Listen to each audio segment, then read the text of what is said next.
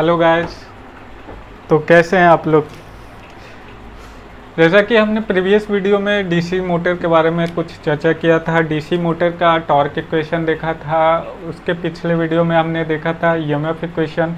तो आज हम क्लासिफिकेशन देखेंगे। इट मीन्स कितने तरह के मोटर होते हैं, types of DC motor. DC motor का प्रकार देखें कितने होते हैं। तो लिखेंगे देयर आर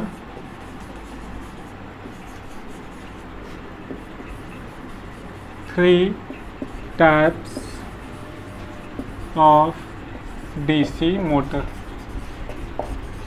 तीन टाइप के होते हैं। कौन कौन सा देखो, पहला शंट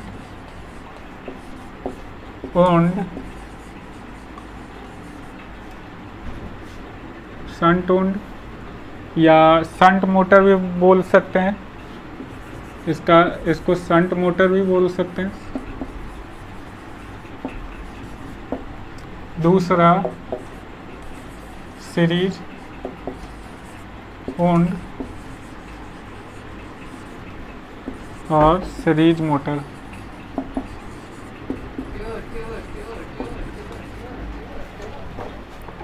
तीसरा क्या है, कंपाउंड ओंड या कंपाउंड मोटर भी बोल सकते हैं।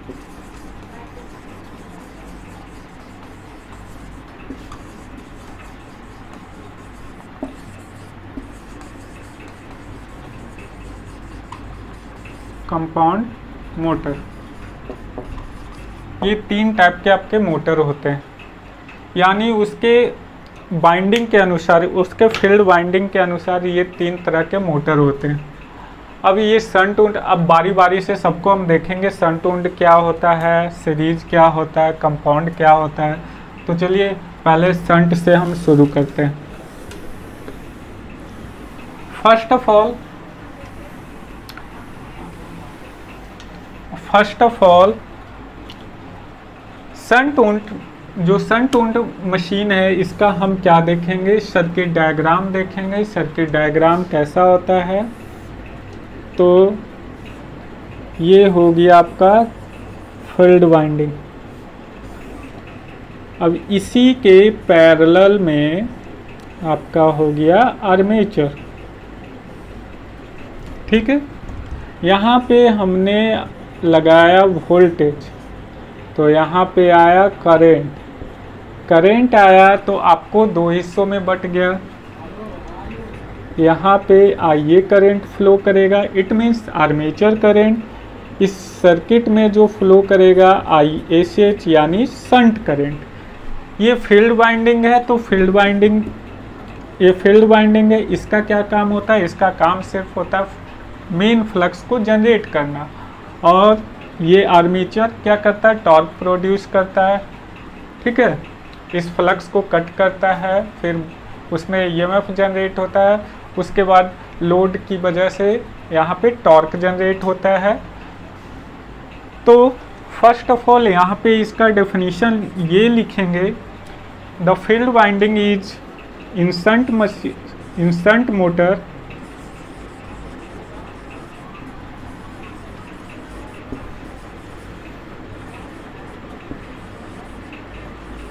field winding is connected in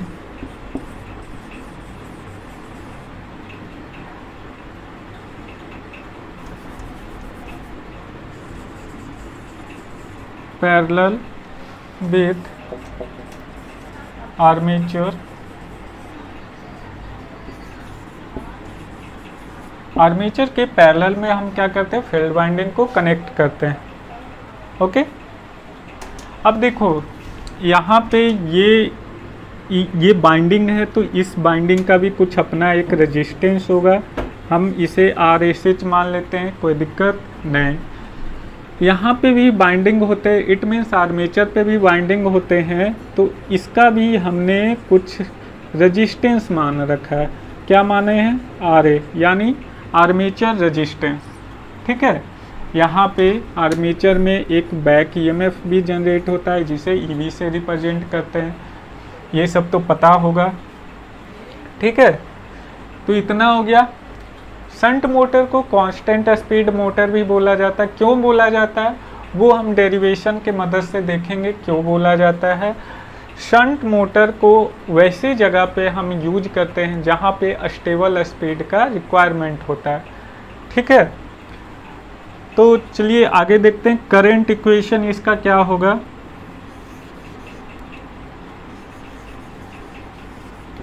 current equation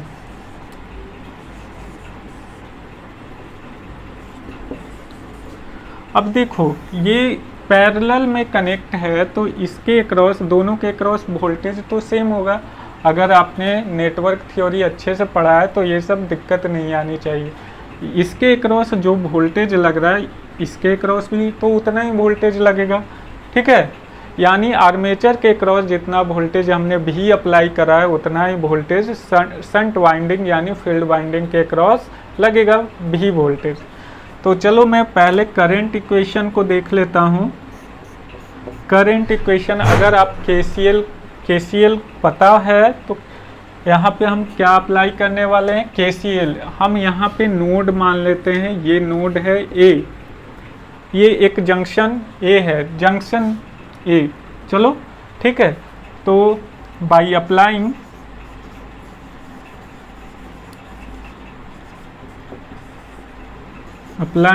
KCL at junction A, तो क्या होगा? ये क्या है? मेन करंट है, ये टोटल करंट है, ये आर्मेचर करंट है और ये IA से शंट करंट है। तो यहाँ पे हम KCL अप्लाई करेंगे तो कितना होगा? I बराबर IA प्लस ISH हो जाएगा। Incoming current is equal to outgoing current. KCL पढ़े हैं तो पता होना चाहिए। अब यहाँ पे अगर लिखना चाहो तो लिख सकते हो वेयर I क्या है? वेयर I क्या है? Input line current.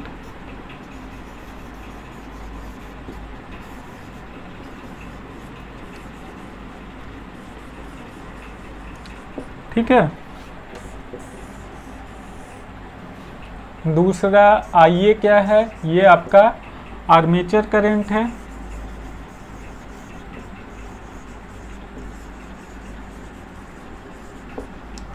और ये तीसरा ISH, ये हो गया आपका फील्ड वाइंडिंग या shunt field winding current. Shunt field winding current.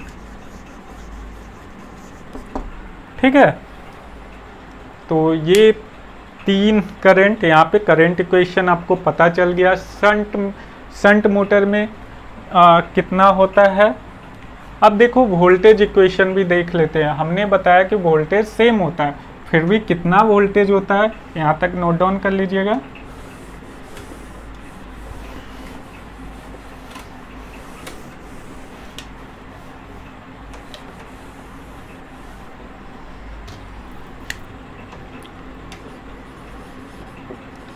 Voltage equation, अब देखो वोल्टेज इक्वेशन हम चलो फील्ड पे देखते हैं।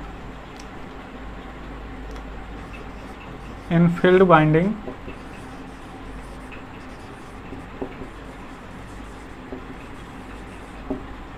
V बराबर क्या हो जाएगा? V बराबर IR होता है, तो इसके अकॉर्डिंग यहाँ पे क्या हो जाएगा? ISH RSH। अब यहाँ इसी तरह हम आर्मेचर में देखेंगे तो आर्मेचर में कितना होगा। मेन यहाँ पे ये है armature voltage for armature winding circuit, यहाँ पे लिखेंगे फॉर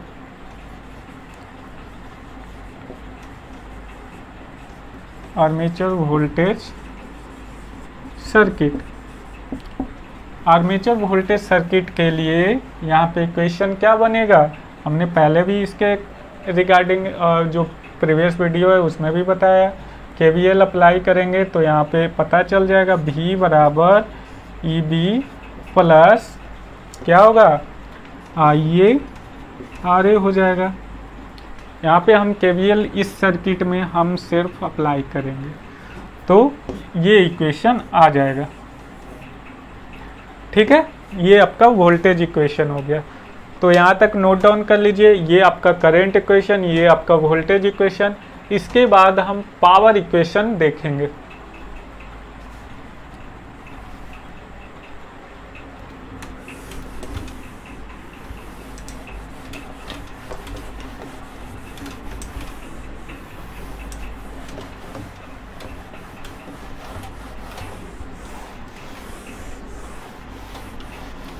क्या देखेंगे, पावर इक्वेशन।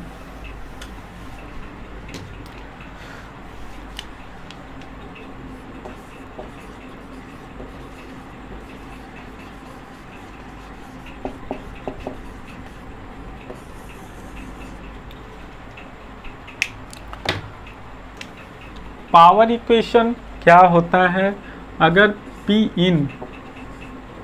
इन बराबर क्या होगा, मैकेनिकल पावर जो आउटपुट पावर होता है, आउटपुट पावर प्लस लॉसेज होते हैं। तो आउटपुट आपको क्या मिल रहा है, ये मोटर है तो आउटपुट ऑब्वियस सी बात है यहाँ पे आपको मैकेनिकल पावर मिलेगा। तो PM हम यहाँ पे लिखें। चलो मैं थोड़ा सा इसको ब्रीफ ही कर देता हूँ ताकि आपको भी क्लियर समझ में आए। पावर इनपुट बराबर क्या होगा, पावर इनपुट बराबर मैकेनिकल पावर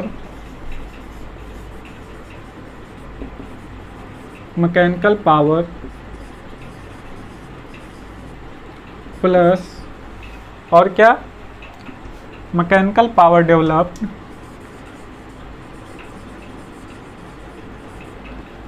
प्लस। अब यहाँ पे दो सर्किट है तो दोनों का लॉसेज कंसीडर किया जाएगा। कौन सा लॉसेज, इलेक्ट्रिकल लॉसेज कंसीडर किया जाएगा। तो losses in armature, losses in armature plus और कौन सा लॉसेज, लॉसेज इन ये क्या है, फील्ड वाइंडिंग, फील्ड। ठीक है, तो P ये जो इनपुट पावर है इसे हम P इन से रिप्रेजेंट कर रहे हैं। चलो P इन। अब यहाँ से मैकेनिकल पावर को हम PM से रिप्रेजेंट कर रहे हैं। आर्मेचर में जो इलेक्ट्रिकल लॉसेज हो रहे हैं वो क्या हो रहा है, I² RA। ये हमने पहले भी जब इस सर्किट का सिर्फ कंसीडर किया था तो उसमें भी ये आया था। ठीक है, इसके आगे हमने लिखा लॉसेज इन फील्ड। तो लॉसेज, इलेक्ट्रिकल लॉसेज क्या हो जाएगा, ISH² RSH, इतना होगा। अब देखो इनपुट पावर आप कितना दे रहे हो, इनपुट पावर कितना दे रहे हो, तो VI दे रहे हो, VI दे रहे हो ना इनपुट पावर।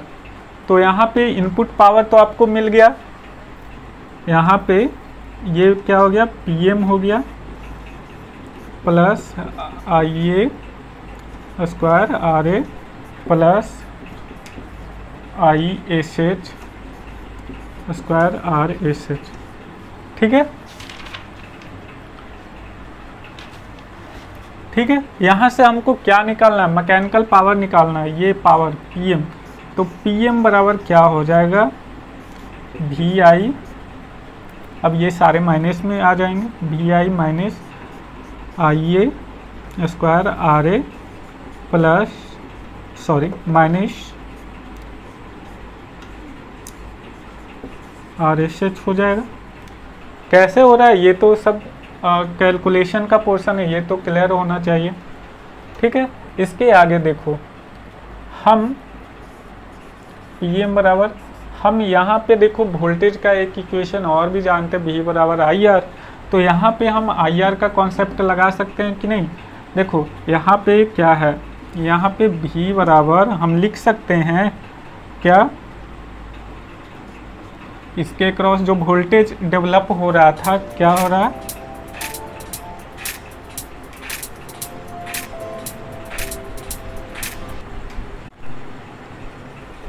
अब यहाँ पे देखिए क्या है, यहाँ पे हम V बराबर यहाँ पे इसके क्रॉस वोल्टेज कितना आया था, आई S H R S H, यहाँ पे भी तो वो छिपा हुआ है ना, तो एक आई हम बाहर निकाल देते तो ये हो गया। तो भी I minus I A square R A minus भी इंटू आई एस एच हो गया।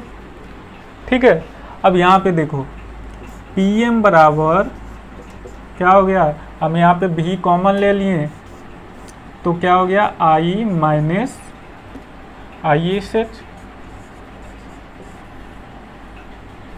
Minus I A square R हो गया। ठीक है, चलो आगे देखते हैं, इधर थोड़ा सा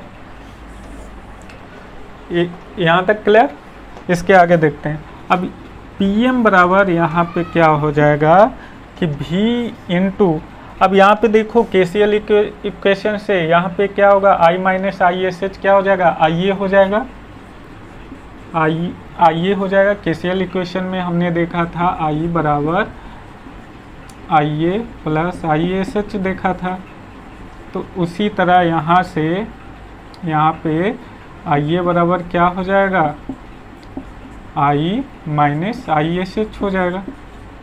ठीक है, तो ये हमने लिखा है minus I A square R A हो जाएगा। अब यहाँ पे भी कुछ कॉमन दिख रहा है, आई ए कॉमन है, तो आई ए को कॉमन हमने रखा, भी माइनस, अब ये क्या बच गया, आई ए आर ए। ठीक है, तो यहाँ पे ये डेरिवेशन देखो, ये डेरिवेशन कुछ याद दिला रहा है, पीछे जाओ थोड़ा सा रिकैप करो। तो यहाँ पे Pm बराबर जो हो जाएगा, ये हमने देखा था वोल्टेज इक्वेशन में, वोल्टेज इक्वेशन जो था वहाँ पे हमने देखा था V बराबर E B minus I A R A, ये देखा था। तो यहाँ से ई बी बराबर क्या आ जाएगा, भी minus I A R A हो जाएगा यहाँ से। तो इसका वैल्यू क्या हो गया, ई बी, तो यहाँ पे आ गया आई ए ई बी। ठीक है, तो मैकेनिकल पावर कितना है, I A armature current into back EMF, ये आपको मैकेनिकल पावर यहाँ पे निकल गया। ये सारे डेरिवेशन को आप अच्छे से क्लियर करके रखिएगा, क्योंकि ये काम आएगा आगे। ठीक है, इसे नोट डाउन कर लीजिए।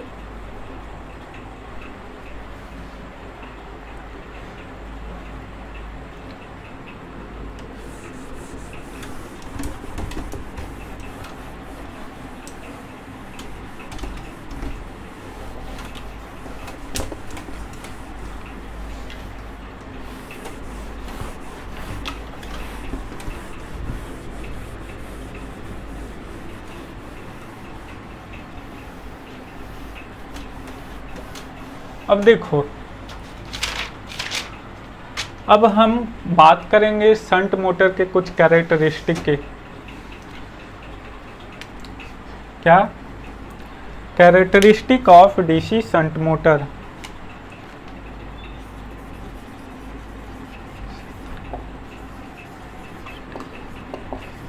Characteristic of DC shunt motor.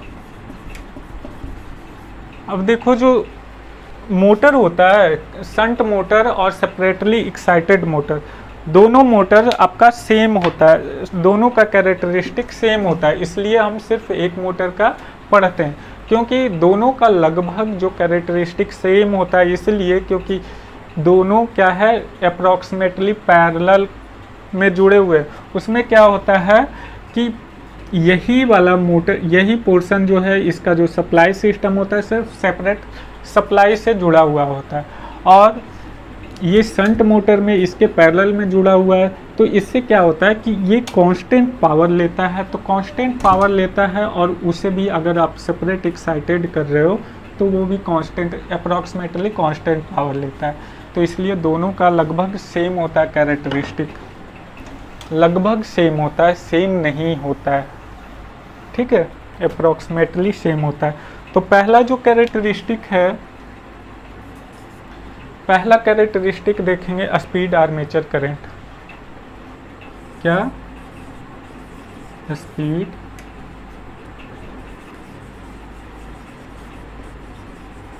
Armature current characteristic, ठीक है। तो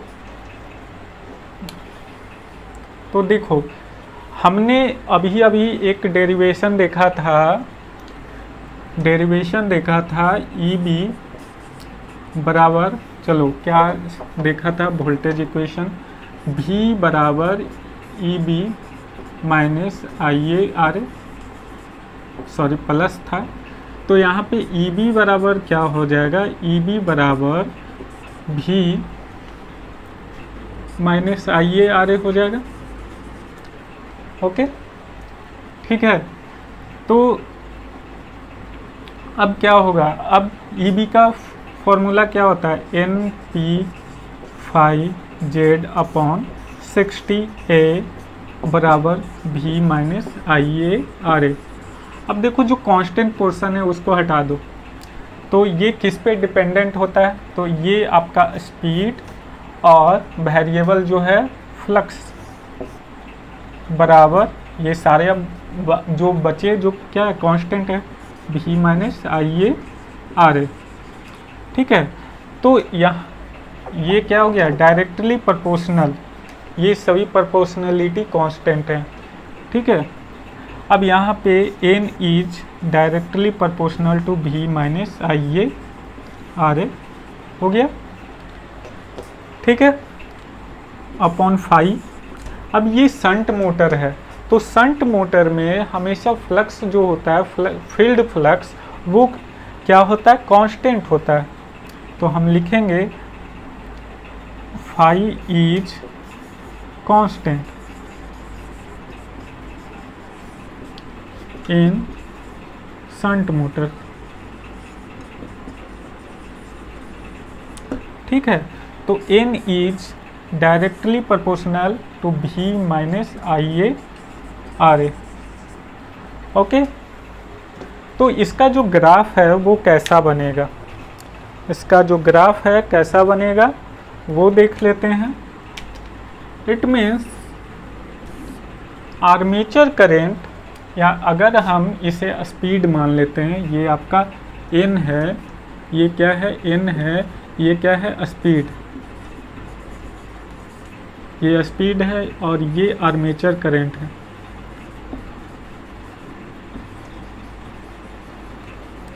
आर्मेचर करंट आइए, ओके। तो इसका जो ग्राफ बनेगा वो कुछ ऐसा बनेगा, स्लाइटली डिकेइंग नेचर का रहेगा। अब ये क्यों रहेगा, क्योंकि ये लोड की वजह से, जब नो लोड से आप फुल लोड की तरफ जा रहे हो, जैसे जैसे लोड बढ़ेगा तो आपका आर्मेचर करंट बढ़ेगा, आर्मेचर करंट बढ़ेगा क्योंकि टॉर्क वहाँ पे ज़्यादा जनरेट होगा, तो आर्मेचर करंट बढ़ेगा। तो इसीलिए अब ये बढ़ेगा, तो यहाँ पे ध्यान दीजिए, ये बढ़ेगा तो ये टोटल जो वैल्यू है वो क्या होगा, डिक्रीज होगा, n क्या होगा, डिक्रीज होगा, ठीक है। तो इसलिए ये स्लाइटली डिकेइंग नेचर का होता है, ठीक है। इसे कांस्टेंट स्पीड मोटर भी बोला जाता है, इसीलिए बोला जाता है। क्योंकि ये लगभग कांस्टेंट स्पीड देता है, लगभग देता है। ओके, वो सारी बातें हम कंक्लूजन में लिखाएंगे। अभी इतना ये कॉन्सेप्ट ये सारे नोट डाउन कर लीजिए। दूसरा हम देखते हैं torque armature current characteristic. Okay,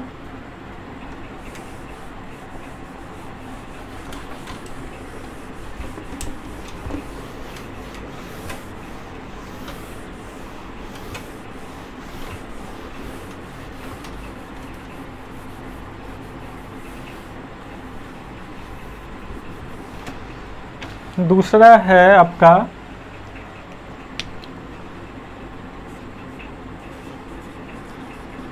जब हम टॉर्क इक्वेशन करवा रहे थे उस समय हमने इसका बताया था, टीजी हम यहाँ पे मान लेते हैं, ठीक है।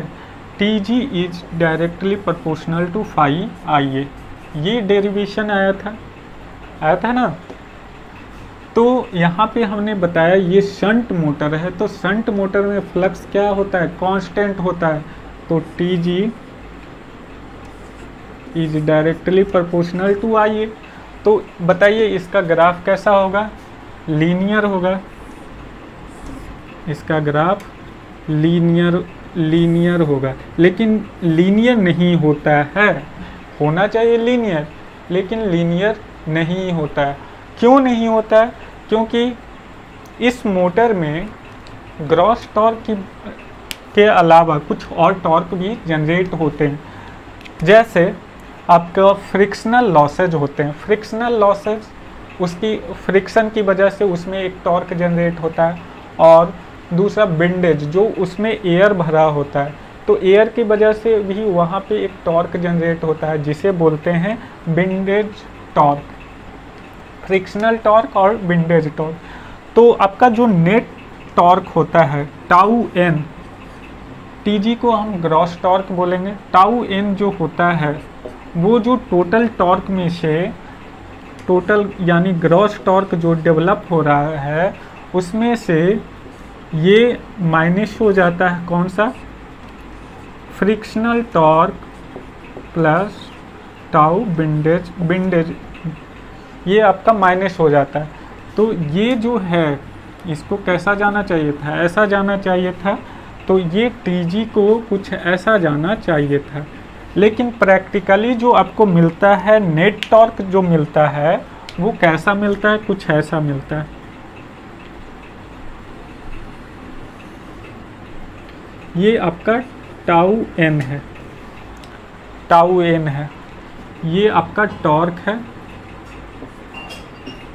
ये टॉर्क है, ये आपका armature current.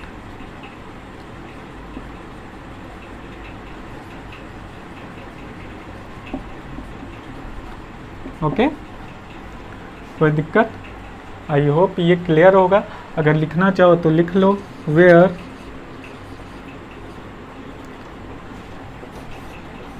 TN net torque और यूजफुल टॉर्क। टीएन क्या है, नेट टॉर्क और यूजफुल टॉर्क। टीएन हो गया, टीजी क्या हो गया, ग्रॉस टॉर्क और टोटल टॉर्क, ग्रॉस टॉर्क और total torque.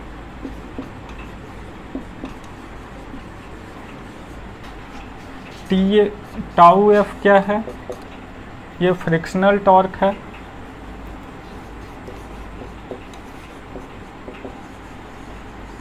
Frictional torque. Tau W क्या है, ये विंडेज टॉर्क है, विंडेज टॉर्क। ठीक है, आई होप यहाँ तक क्लियर होगा। चलिए आगे देखते हैं कंक्लूजन। यहाँ तक नोट डाउन कर लीजिए, स्क्रीनशॉट ले लीजिए।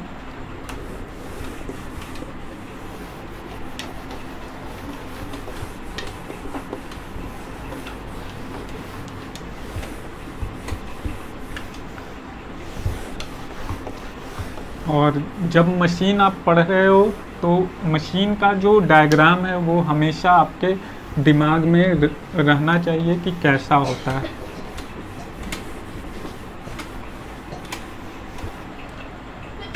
ठीक है, क्योंकि इलेक्ट्रिसिटी पूरे अजम्पशन का चीज़ है, तो जब तक आपके पास सर्किट दिमाग में नहीं होगा तो आपको समझ में नहीं आएगा। चलो कंक्लूजन।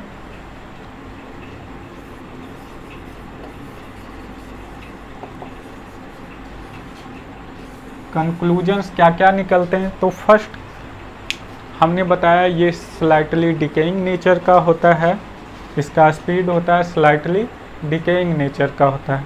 तो लिखेंगे there is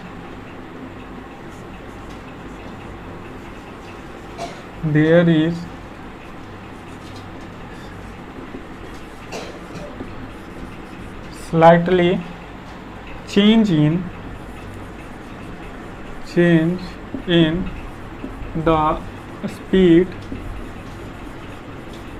the speed of shunt motor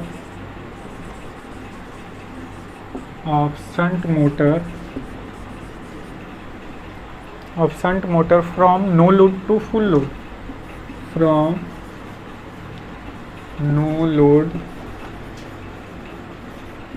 to full load।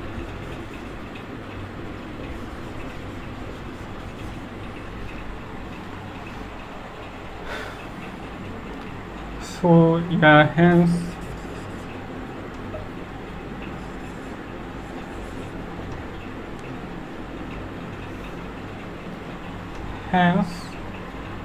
we can say that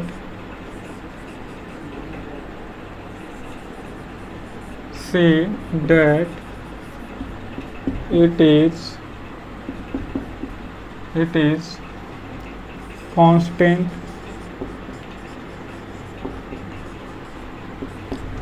speed motor. ठीक है, पहला कंक्लूजन तो निकल गया। अब देखो दूसरा जो है, दूसरा कंक्लूजन, ये तो पहले वाले इक्वेशन से हमने निकाला। ठीक है, दूसरा कंक्लूजन क्या है? दूसरा जो कंक्लूजन है टॉर्क से रिलेटेड है। तो टॉर्क में हमने क्या पढ़ा था कि टॉर्क जो होता है आर्मेचर करंट के डायरेक्टली प्रोपोर्शनल होता है, तो इसीलिए इसका स्टार्टिंग टॉर्क ज़्यादा नहीं होता है। तो लिखेंगे the starting torque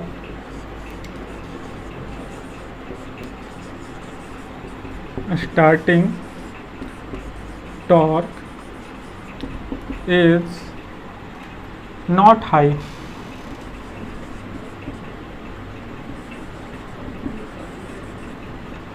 because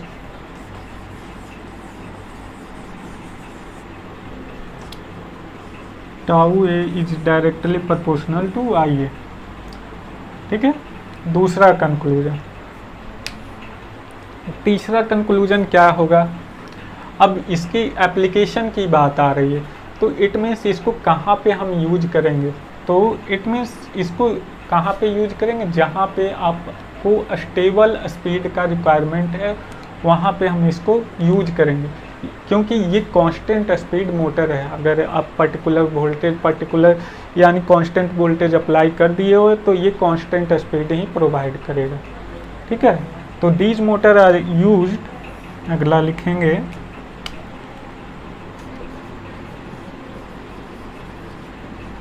these motor are used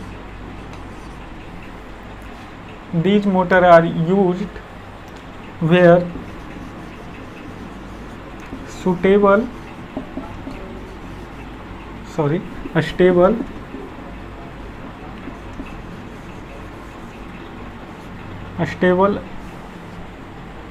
speed is required।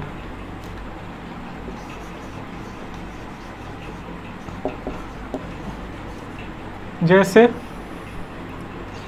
Example में क्या क्या लिख सकते हो, कहाँ पे ऐसा स्पीड का रिक्वायरमेंट होता है, इसका एप्लीकेशन कहाँ पे होता है? तो आप लिख सकते हो सेंट्रीफ्यूगल पंप,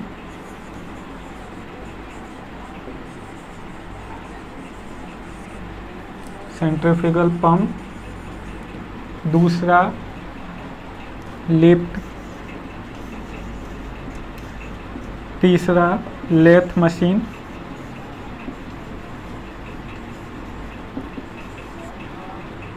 और वेविंग मशीन,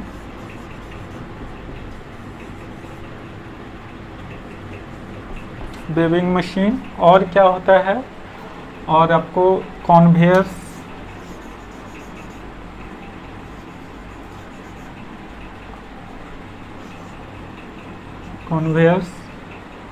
और क्या है, ब्लोअर्स,